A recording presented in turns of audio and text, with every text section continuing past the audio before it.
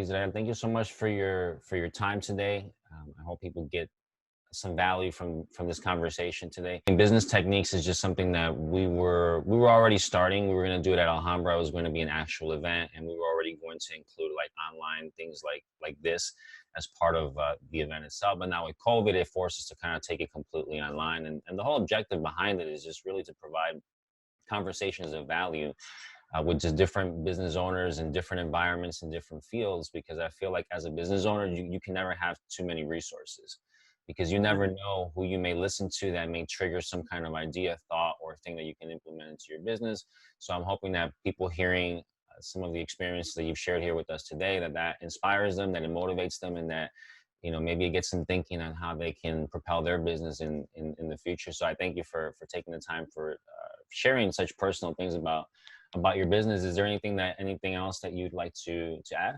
The business, whether it's restaurant, whether it's video, whether it's a cleaners, you got to be ready. You got to be ready. As the saying goes, stay ready. That way you won't have to get ready. You have to be able to adjust. I think that's the biggest lesson for me. Obviously, providing that you have all the resources, in the sense that you have a good team around you. You know, for me, I've been lucky that I have really good people that have been with me for a long time. And they understood that, hey, you know what? There's change. And because I can't impose my desire to change the business onto my staff just because, oh, this is the way it's going to be now. I have to hope that they're willing to adjust, because, you know, there's people that are, I'm quite the extrovert, you know, so I'm willing to take those chances. I'm willing to make those changes. I'm willing to adjust. But there's people that are very Stuck in their ways. Very much in their ways. Yeah, very much in their ways. And this is the way I'm going to do it. And I can't see anything different. I have a couple people that won't come into work because they're scared of the COVID, you know, and that's another issue, right? But those are people that are in their ways. I'm not going to frown upon that, you know, but there's an opportunity there. There's an opportunity. And the fact that the people that are here with me have been willing to accept the changes is huge, you know, and changes that happen like literally like every day, like whether it's containers, whether it's packaging, whether it's times, whether it's workload, we're adjusting, and we're in a very fortunate, very lucky place to be, but it's not easy. It's not easy. Starting a business is not easy. I would be of a disservice if I said, oh yeah, you know, start up your own restaurant, you know, just go get a loan from bank, you know, you got a good recipe, go for it. I was lucky enough that I was born into it.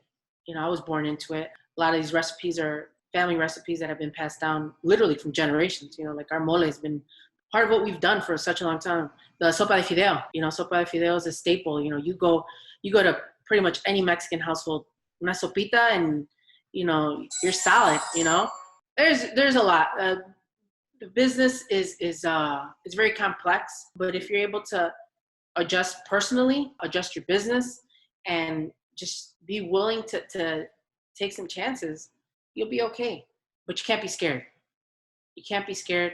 I've hit some home runs along the way, but I've struck out plenty, you know, so it's not like I am always, you know, hitting home runs. You got to expect to lose a couple times. And if you're willing to accept that as being part of what happens in a business, and that's on a day-to-day basis, you know, that's stuff that happens that you're like, oh man. But anyway, I want to thank you. I want to thank you for this opportunity to talk.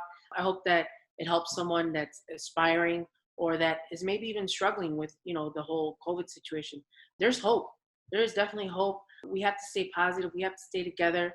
I think once we come out of this, only good things can come out. And I say that in a very genuine way, like whether it's our business model changing or whether it's the pizza guys model changing. Change is good. You know, change is good. You just have to be willing to adapt. And if you're willing to adapt to the change, I think sky's the limit. You know, sky's the limit. I hope that this encourages people to stay positive, stay resilient, and have hope. You know, I can't say it enough. We're in a very unique situation. We never anticipated this, and I don't know what the outcome is and how our kids are going to interpret this. on the other side.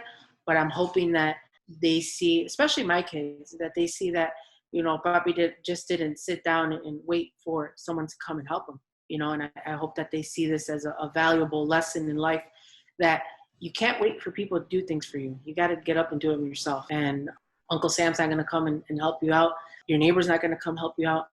You have to do it for yourself. So thank you. Thank you for the opportunity to share. Obviously, I'm not shy with the camera, and I'll never shy from a microphone, but yeah, I'm always up for sharing the little bit of knowledge that I have, and hope that it helps someone, especially because right now it's different. I'm not going to say it's hard. It's just different. That's a good way of looking at it, that it's different. And I appreciate you bringing that up about, about work ethic, because I think a lot of people are either in a situation where they're upset, they might be at home collecting unemployment.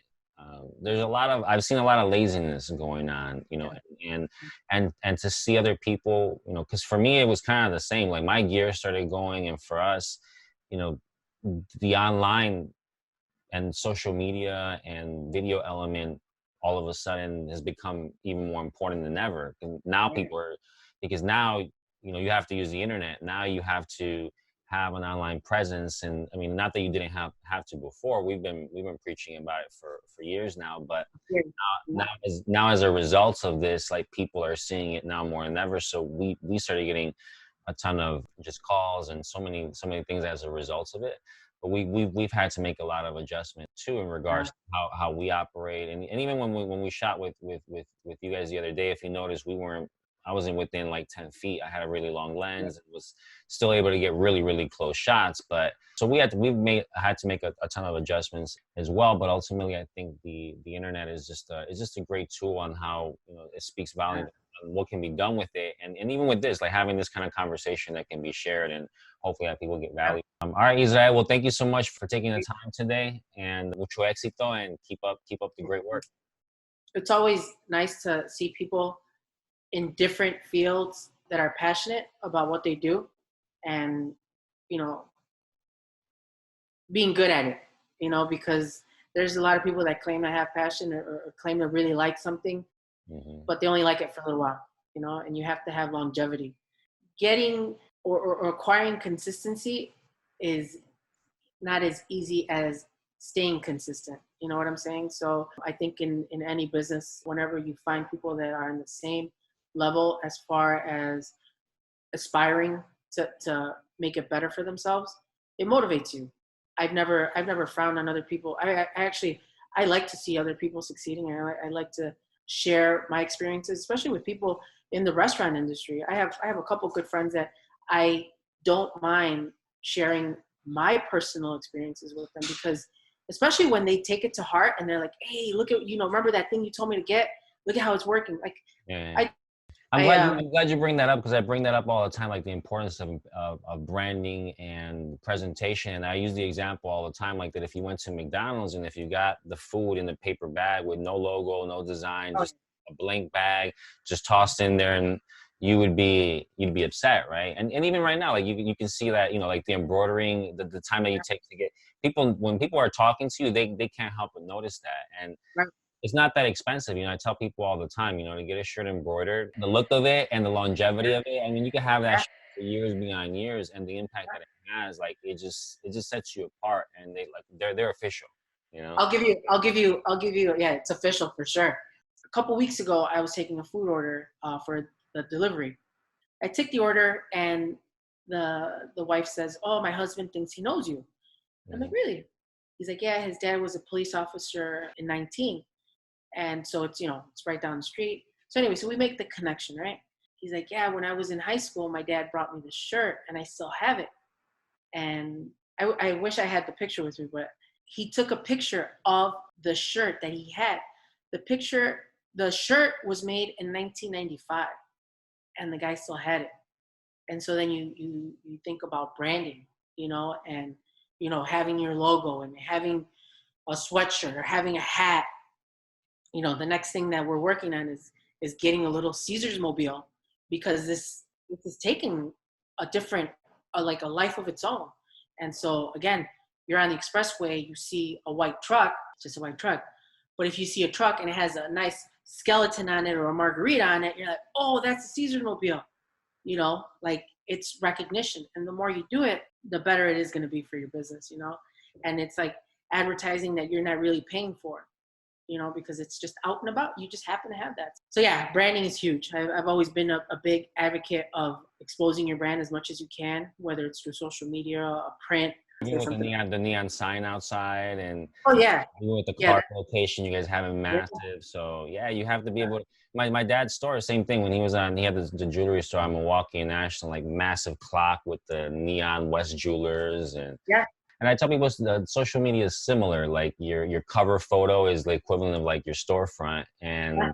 how do you? And then even that, like, what does your storefront say? Is it inviting? Does it get people to come in? Right. Does it You can engage have them?